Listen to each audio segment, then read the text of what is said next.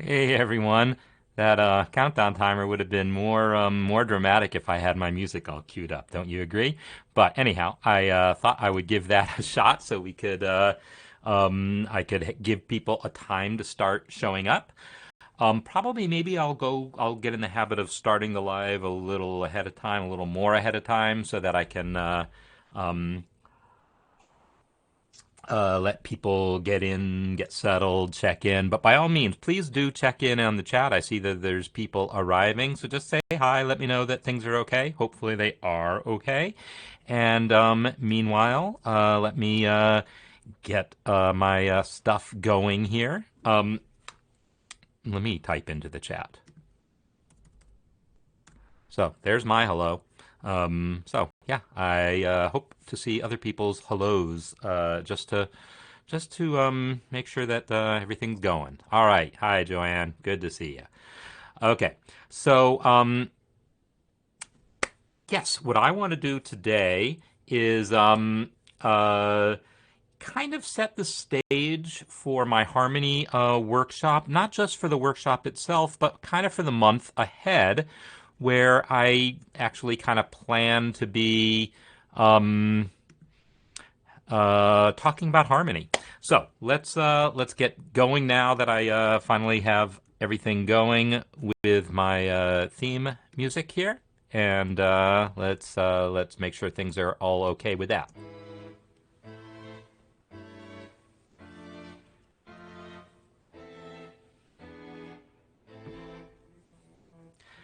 All right, hi everyone. It is Marc Sabatella still here, and this is the Music Masterclass, my Thursday series where we talk about making music.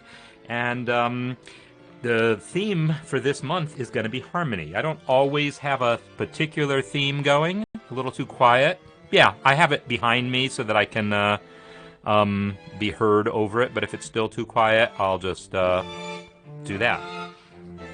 And that's normal volume level now. So usually I have it turned down a little bit so that I can be heard talking over it. But yeah, figuring out exactly what the right level is always tricky.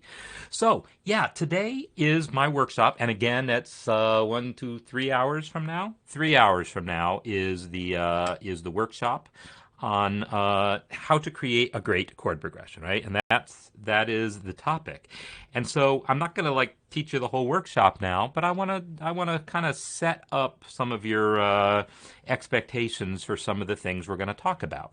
So what I'm going to do is queue up a few of the scores that I've created for this, so that you can kind of see what kinds of things I have in mind. So um, this particular piece by oh, wait a minute. It helps if I share my screen, right? Let's do that. Uh-huh. Helps to share screen. Note to self. Okay, and let me make sure. Oh, screen share isn't actually on here, so let me get that happening again. All right. Okay.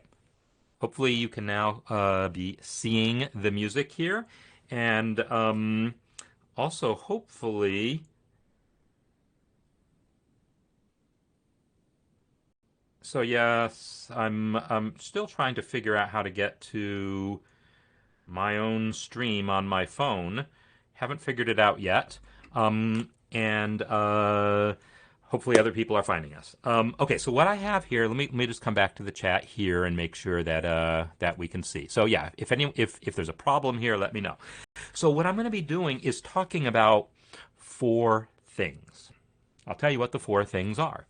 The four things are going to be diatonic chords and how we can most effectively use diatonic chords. Secondary dominants and what they are, how we can use those. And borrowed chords, like that minor four chord I talk about so much. And diminished approach chords, which is sort of a generic term I give to all the different things that diminished chords might do. So, again, I'll just hop over to the chat, make sure I'm not seeing any issues. So what I have is a whole lot of examples that I've done something interesting with, and the people who were there at office hours on Tuesday have seen this before. But what I've done is I've taken a number of pieces and created lead sheets, basically, of them. And in fact, when I look at this one, I didn't turn off all my invisible things. So I'm going to do that. I've created lead sheets for them so we can see chord symbols and Roman numerals really clearly without all the extraneous details of how they voice the chords. Because if you're trying to create a good chord progression, that's not what it's about. Now, I am going to talk about some of those issues also. So this lead sheet allows me to play the melody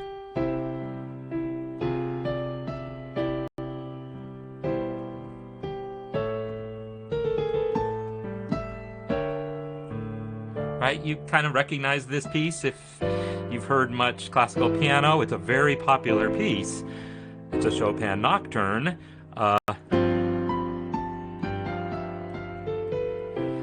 But it doesn't really go like that. It's it's got this stuff going on and how it's, first of all, it's in E flat, not in C, and it's got, different ways of approaching the accompaniment, but I want to be able to just focus on the chords themselves.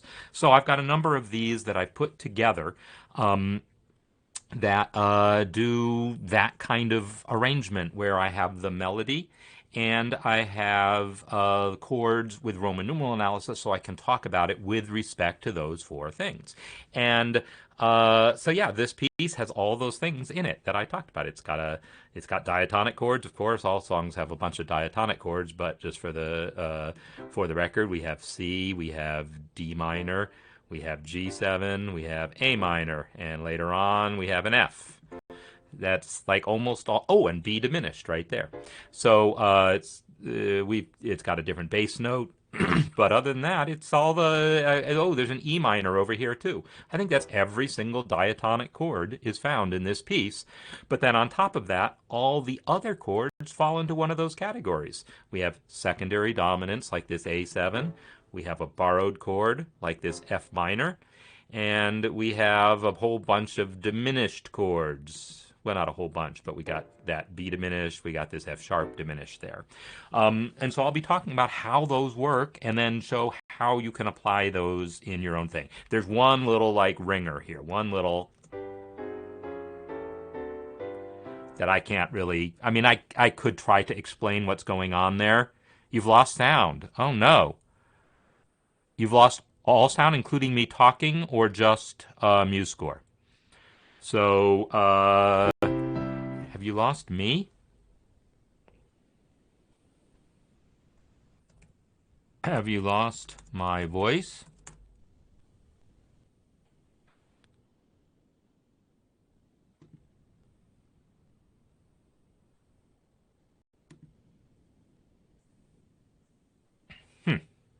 Interesting. Interesting. Not sure what's going on. So I'm hearing mixed reports about that. So hopefully maybe whatever was not working is now, or if people had particular problems, maybe refresh your browser. That's the best thing I can suggest. So this is the type of approach I'm going to be using, looking at some actual music, and it's not all classical music. I've got some other things queued up also to talk about, to show how these same exact elements kind of are used in different genres, but they're the same elements. There's one piece that I'm going to use as a demonstration, and I want to show you this now because I'm hoping by some random chance, someone might know this piece and be able to tell me more about it than I've been able to find out online. So let me show you what this piece is. It's Beethoven did a whole series of themes and variations on folk songs. One of them's a Ukrainian folk song. That seems to be the topic of the moment, and so this is going to be my way of voicing whatever I'm voicing here, support for Ukraine. And this piece, he called it like folk song from Little Russia. The editor then called it Ukrainian folk song in the published editions. So, but I'm trying to find any information about what it actually is. So the piano right hand, that's the actual melody. Beethoven wrote this as a piano piece, and then a flute friend of his, not even a friend, an acquaintance of his, commissioned him, said, yeah, I want a flute part on that. And I think he must have dashed this flute part off in about 10 minutes, because really all he did is just doubled the melody in different spots. Like, yeah, he's got this D sustained for 2 measures, and then he just has it double the melody for 2 bars. And that's pretty much what his flute part is, kind of throughout this theme and variations, just kind of tacked on top of the piano part. The piano part is really pretty standalone. So, that's interesting, that Graham has no sound. Yeah, I don't know. Did you have sound? So, Graham, did you have sound at first is a good question. All right, so I'm going to play this. It's really short. I'm just going to play it.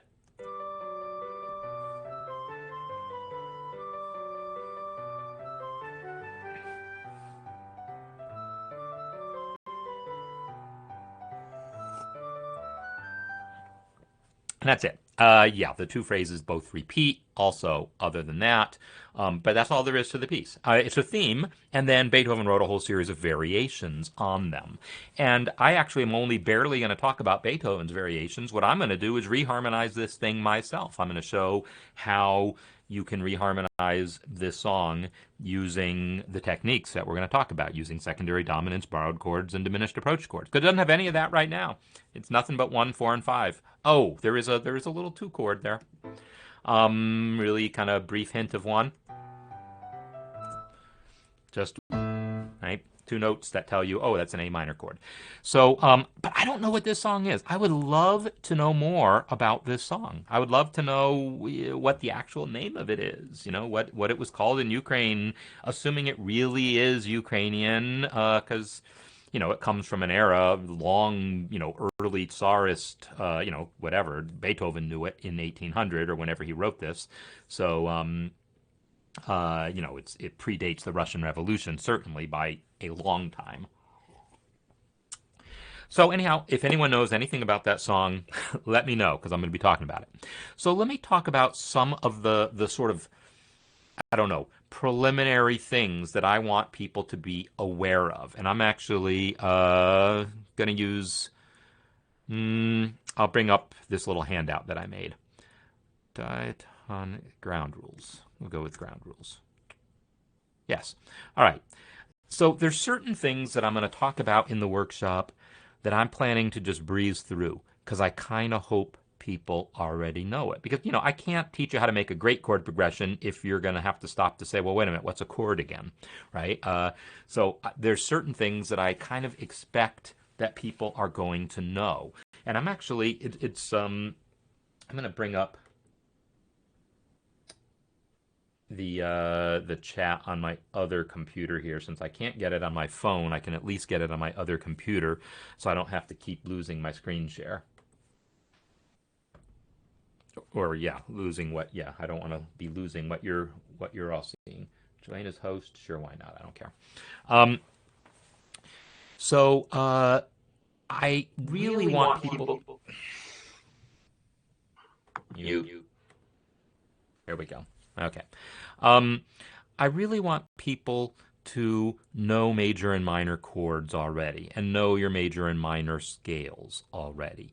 If you don't, you can try to follow along in the workshop, but, you'll be struggling to keep up, but it's recorded, so you can always go back. So let me get my chat over here. So all I have to do is turn my head to see it. Okay. So, yes, I definitely expect that people know major and minor chords already. I'm not going to explain how to make them. I'm not even going to explain how to make 7th chords, although I'm not going to dwell on the 7th chords that much. But what I am going to talk about a little bit, but not a whole lot because I really want most people to know this, and so this is what I want to talk about right now, is the idea of what diatonic chords are. The fact that if you have a scale, you can build either triads, like I'm going to do this just with triads first. I can play where all I'm doing is playing a 3-note chord staying in the key, right? Everything's in C major, and you know it's in C major because it's all white notes, right? That's one reason I'm picking C here as my demonstration key, to make it really easy to tell when I'm introducing a non-diatonic chord. Another reason is just to have um, uh, all the songs in the same key allows you to see, oh, every time that F minor chord shows up, that's our minor 4 chord. And then you can kind of compare. I learned a ton about harmony by playing songs back to back in the same key. In fact, if there was one thing that I ever did in my practice that was the most valuable thing I did in learning harmony. That was it. I went through this phase of learning songs, learning a ton of standards, tunes performed by jazz musicians. They're not necessarily jazz tunes. They're Broadway show tunes and movie themes and, 1940s pop songs and so forth. I learned hundreds of these over the course of a year when I was doing a solo piano gig. And I just got tired of hearing myself play the same small set that I knew, and so I decided I wanted to learn a lot more songs. And in the process, I was also trying to teach myself how to transpose, and I told part of that story, I don't know, a couple months ago. But in the process, I hit on this method of saying, well, this week I'm working on these 8 songs or whatever. And one day I said, well, I'm just going to play all 8 of those songs back to back in the same key. And you talk about light bulbs going off. This wasn't light bulbs. This was like the brightest searchlight you've ever seen going. It was an amazing experience for me playing all of these standards that I had, I'd just been learning or mixing. I mixed them with tunes that I had known for a while, but I wanted to work on transposing them. When I took them and played them back to back in the same key, this is when I started seeing connections between these songs. Oh my gosh, this chord in this song is that chord in that song. That he uses it, and this guy used it in this spot here, but it's the same thing that is used in this other spot in this other song. And I just can't even put into words how big of a difference that made in my ability to recognize and understand these sounds, to anticipate them when I would go to then play another song by ear, perhaps. I would, oh, it's going to be that same chord that I already learned from these other songs. And I know it's that same chord because I've now heard that same chord or that same chunk of 2 measures worth of chords I've heard in a lot of contexts, and now I can recognize it. And then also reharmonization, the idea that, hey, I can get from my 1 chord to the 2 chord by going 1 and then putting a 6 in between and then going to 2, or I can go 1, 4, 3, 6, 2, or I can go 1, sharp 2 diminished, 2. And these are things that I learned from, playing different songs. But when I got to see these different songs back to back in the same key is when I realized, hey, I can take that one chunk from one song, substitute it into this song here. It's just different ways of getting from 1 to 2, and it's going to work. So, yeah, this idea of playing songs back to back in the same key was huge. So, Jeff, I'm glad that you've got your sound back. And Graham too. So yeah, I'm not sure what might have happened with that. Could be a browser audio permissions thing, although it's weird that it worked at first. Okay, so this idea that I'm going to be playing all the songs in C, that's part of why I'm doing it. And I'm giving you that long explanation of it. I'm not going to have time to go into all that in the workshop. But I want you to understand that this is, there's a method to this madness here. So when I say that knowing diatonic chords in a major key is something that I really want you to already know, but I am going to talk about it. I'm not going to go into a ton of detail on this, but so now I did triads already. but I can also do seventh chords, right? And again, I'm just staying in the key. I'm just putting my hand in this shape and walking it up the scale. Those 7 chords, 1 as either a major triad or a major 7th chord, 2 as either a minor triad or a minor 7th chord, 3 as either a minor triad or a minor 7th chord, 4 as either a major triad or a major 7th chord, 5 as either a major triad or a dominant 7th chord, and this is the one 7th chord that, everyone, going back hundreds of years use that one. Sorry about that, bumped the camera. Most of these other 7th chords don't get used that much. The 2 chord does, the 7 chord, but a lot of these other ones don't get used as 7th chords other than in jazz. And then 6 as either a minor triad or a minor 7th chord. And then 7 as either a diminished triad or a half diminished chord, otherwise known as minor 7 flat 5. Those are, and then, back to 1.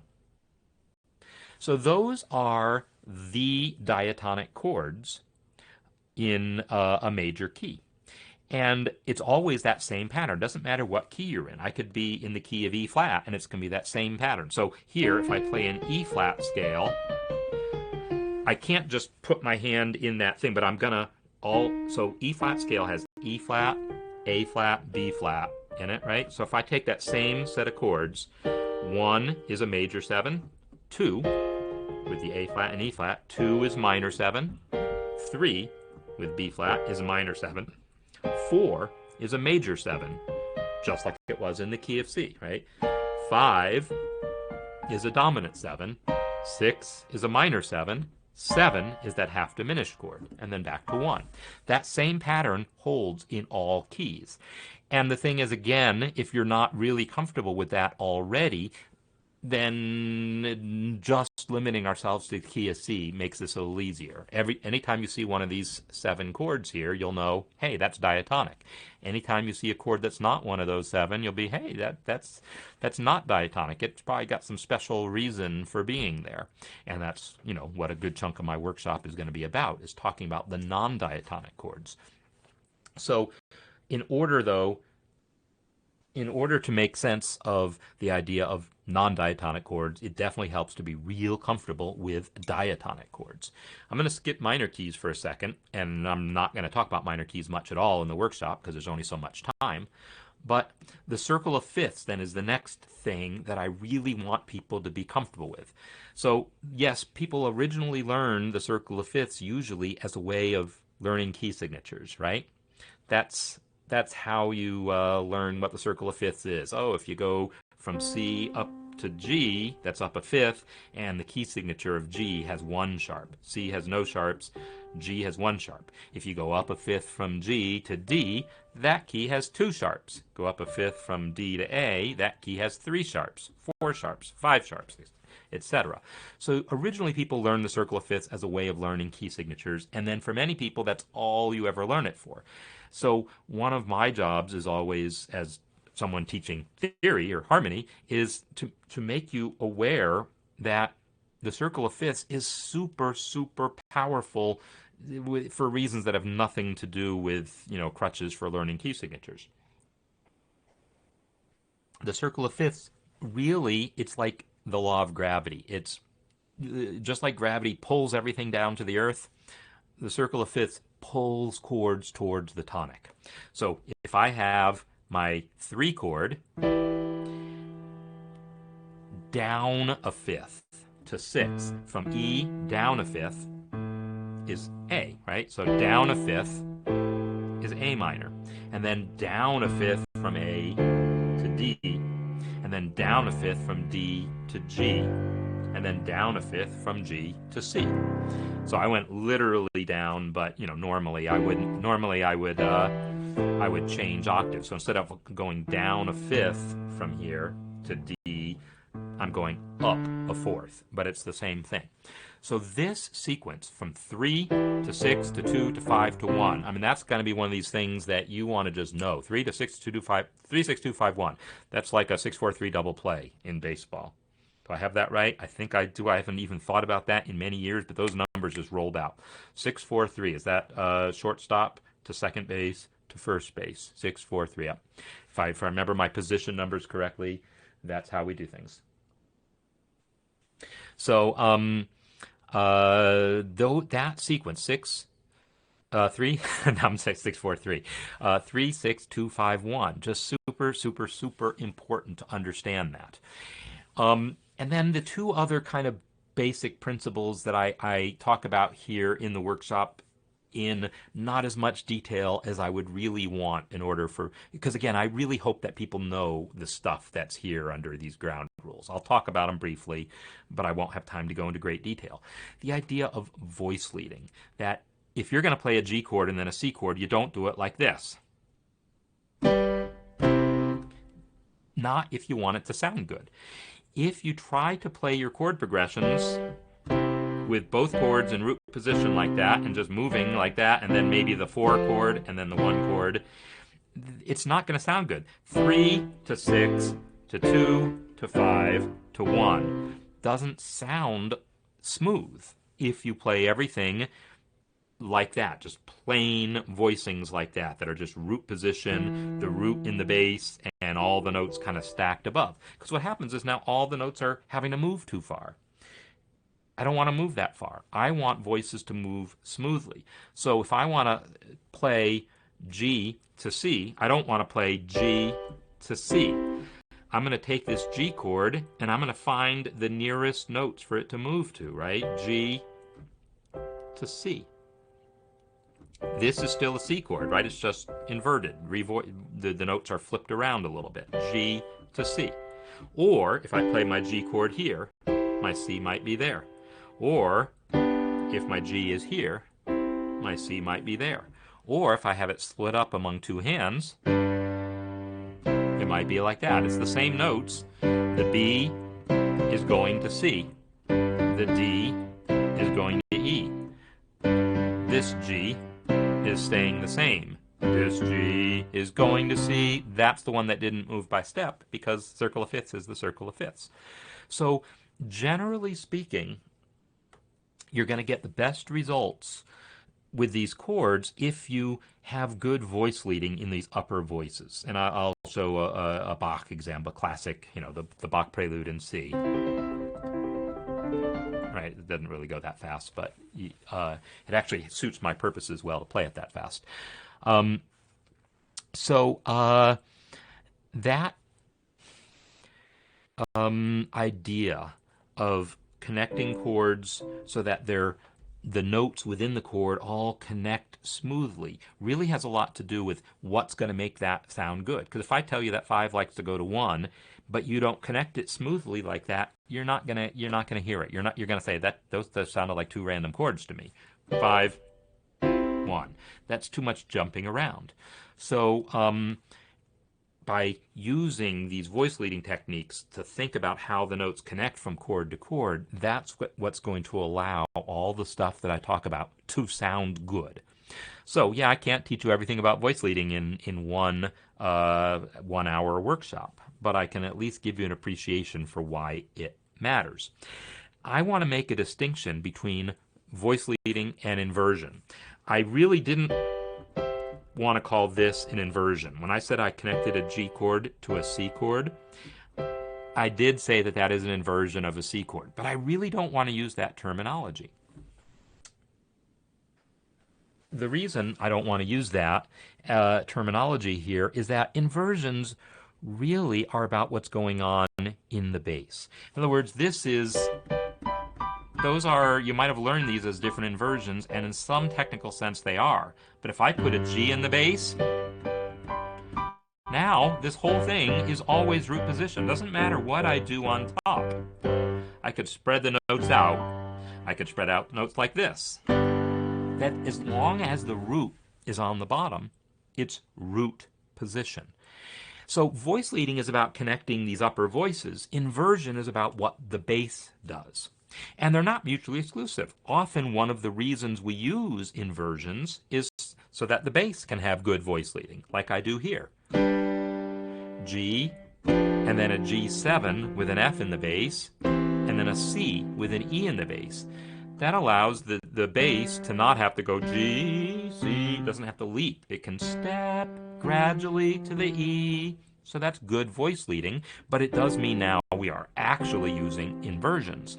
So inversions are, on one hand, a way of making the bass part have better voice leading, but it's not just that. It's also about the fact that a C chord with an E in the bass doesn't feel finished. There's terms that are used in classical theory: perfect authentic cadence and imperfect authentic cadence. And a perfect authentic cadence is one that ends with the tonic in the melody and in the bass. If you end with the tonic in the melody but not the tonic in the bass, we call it imperfect. It's not as finished. It feels like that chord wants to keep moving somewhere. So inversions are used not just to give you better bass lines, but also to control the texture. When do you want that one chord to feel final, and when do you want it to not feel final? And, it can have similar effects for other chords. I want to hop over and just look at the chat because I see that there's stuff happening here. All right, so yeah, I'm seeing that there's just comments about learning this, and totally, yeah, the workshop that I do in a couple hours, I'm setting up this stuff now. I'm giving you the kind of basic ground rules, as I said, the stuff that you want to know before we dive in deeper, and then I want to spend as much time as I can in the workshop diving in deeper. Now, there's going to be people at the workshop that weren't here for the master class and didn't get to see any of this, and so I'll have to give a quick run through of this stuff, but it's going to be quick. It's going to be I'm just going to breeze through it so I can get to all the exciting stuff about secondary dominance and borrowed chords and all that. That's my plan anyhow. So I want people to really be kind of comfortable with what you basically see on this page. And so yeah, I'm going to show the same page in the workshop itself, but just not go into it in great detail. I'm frozen? Am I frozen? I'm not, according to okay, good. Because yeah, I see myself on my other screen, and I'm not frozen there. So anyhow, by all means, ask me some questions here. Help me understand. What I mean. I've already made up my slides. I already know what I'm presenting. But by all means, if there's particular things that you're interested in, like let me ask you a question. I'm going to ask this in the workshop. The title is How to Create a Great Chord Progression. Well, two questions for you here. What does it mean for a chord progression to be great? It's a fair question. I want you to, if you're not just doing the dishes right now, but are sitting here at your computer here and can type, how would you define that? What to you makes a chord progression great? And then the other kind of related question is, well, what are some examples? What is a piece that you think of as having a great chord progression, or one that you would want to emulate? Sometimes a great chord progression is great, but you don't want to, it's like, oh, that one's been done. I'm not even going to try to do anything like that again. Whereas other great chord progressions are great because they serve as role models for so many other pieces. And really, that's the kind of thing I want to talk about here. Not the ones that are one-of-a-kind chord progressions, but ones that are just really good examples of their type. So yeah, those are my two questions for you. What does it mean for a chord progression to be great? And what are some examples that you might have think of? I'm going to ask those right at the very beginning of the workshop. I just didn't think of it here right now. So let me also, because I can, show you what I did with that Ukrainian folk song, by the way, just so you can see where I'm going to end up. So this is like fast forward to the end of the workshop. And I'm not going to claim that this is the world's greatest ever written chord progression, but I will say it's pretty good. It's the kind of thing that if Mozart had written it, people would have gone, yep, that's Mozart. People look at it and go, that's not good enough. It's not that. It's pretty decent. So let's hear my harmonization of this thing.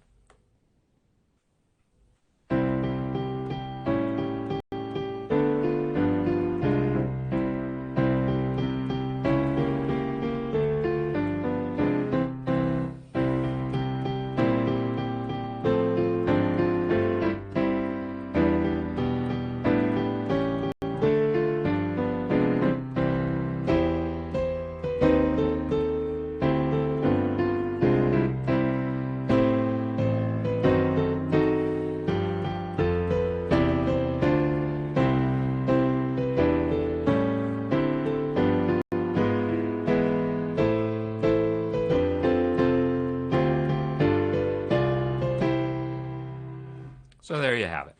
Great, I don't know, great, but it's got the stuff, right? It's not just that one four and the five chord. It's got all the things that Chopin had in his nocturne and that these other pieces that we're going to look at have. It's got these secondary dominants, it's got borrowed chord, it's got diminished chords, it's got inversions, it's got all these things going for it. So it's not necessarily stand out from a crowd of others similarly well crafted. It's well crafted. Maybe that's a good word. So I'm going to look and see what people are saying here. Joanne, I'll post the link in the community after this because I made a PDF of the slides, and I've got a whole bunch of PDFs of this that are sitting in a Google Drive folder. So I'll just post a link to that in the community, so all you folks can take a look at it ahead of time. But I got a whole slew of these things here. So right, see Robert is so yeah. I'm just going to do this because this is silly looking off to the side like that. So a couple of comments that I'm seeing is Robert saying that interesting is something that creates and relaxes tension. Yeah, tension and release is definitely all about what chord progressions do, create and release tension. And then you have to ask yourself, well, what does that mean? What creates tension? One of the ways I would talk about it is, well, tension is something maybe unexpected. But is it really unexpected or is it expected unexpected? You know what I mean? Like, okay, so I often I'm gonna use this example in the workshop if unless I space out and don't. But like, I'm excited that Star Trek Picard series premieres tonight, and I know there's going to be some surprising things. There's going to be some stuff that that I'm not expecting. I know some things. I know Q. I know who's going to be a character on. I know there's going to be time travel involved. So I won't be surprised when those things happen. But there's going to be some surprising things that that I don't already know are going to happen. But probably dragons and wizards won't enter into it, right? Because that's like a different genre. That would be an unexpected surprise. So there's expected surprises and there's unexpected surprises. So tension and release in music often comes from creating these expected surprises and then resolving them. There's the genre defines things. So things like a deceptive cadence, 5 going to 6 instead of 5. That's an expected surprise. Yeah, we've heard it before, but it's cool when it happens anyhow. So we enjoy doing it. So that's part of what tension and release is about. So and so there's observations about the relationship of the chord progression to the melody. And yeah, that's one of the really interesting things here is that coming from a jazz perspective, I might start with a chord progression and then improvise a new melody on it. And then what I need is that chord progression to have direction, as Sora says. If that chord progression feels like it has direction, like there's a logic to it, this chord leading to that chord, I will be able to create a good melody over it. If the chord progression lacks that kind of direction, I will say that I'm pretty good at still creating an interesting melody, but it's definitely more of a challenge if that chord progression lacks that direction. And often, like what I'm doing here is starting with a melody and fitting a chord progression to it, and the melody helps establish that direction. We need chords that fit that melody, and the melody is doing things that make sense. And so therefore, the chords that fit it are also likely to make sense because they're fitting a melody that makes sense. So yeah, those are some good observations. And Graham, you mentioned the Bach Prelude in C. Great, because that's one of the pieces that we're going to look at. We're not going to go into a ton of detail. I'm going to talk more about the voice leading in it, but I'll talk a little bit about the chord progression itself. So anyhow, that's a little preview of what we're going to see. So let me tell you a couple other things then that would be useful to know. Going forward, the next few weeks, I'm expecting, I don't know how many people are going to be at this workshop. I feel like there was really only a week. I let all of you on my newsletter know about this a couple weeks ago. You had like 2, 3 weeks warning about it. But for some people, they only got notification like a week ago, basically. So um, there will be some people, and that mailing went out to way more people than I can reach. Spotlight, the company that's hosting this, they've got a huge mailing list, but they're not all musicians. But some of them are, right? So, because there's a lot of musicians in the world. So we're going to have people in this workshop that I've never interacted with before, have never heard of me before, and I'm kind of excited by that. And then hopefully they'll be joining us in the masterclass over the next few weeks.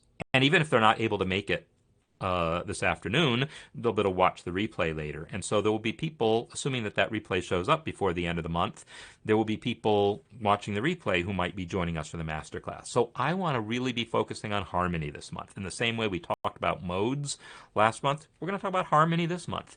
And this workshop is going to set it all out. It's going to say, these are the things we're going to deal with. There's other things to deal with also, and if you take my harmony course, you can learn about those other things. We'll talk about those also. But if you're looking for your challenge for this month, it's write some pieces with interesting chord progressions. Maybe do something like I did, take a folk song and reharmonize it yourself, and try to use the different techniques that we're going to learn. That's a great challenge, and I'm hoping by next week I see some examples of that I can talk about here in the masterclass.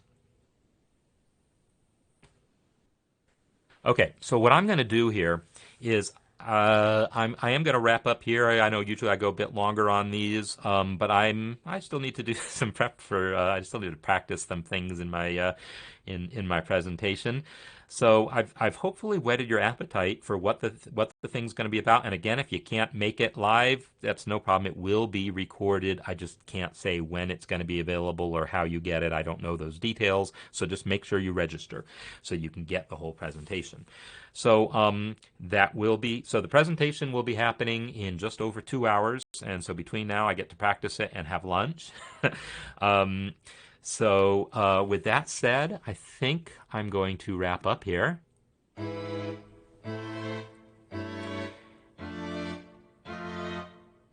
And I'm going to turn down the volume this way with my mixer a little bit, just so I can hear myself talking. So thanks everyone for being here for this kind of special edition of the Music Masterclass, and hopefully you will be joining us for the actual workshop as well. And if not, then hopefully this inspires you to do some things on harmony on your own and try to create some pieces, upload them to the Share and Discuss space so that I can be looking at people's reharmonizations or new chord progressions or however you want to deal with harmony over the coming weeks. I'm looking forward to seeing it. So I will see you all next time.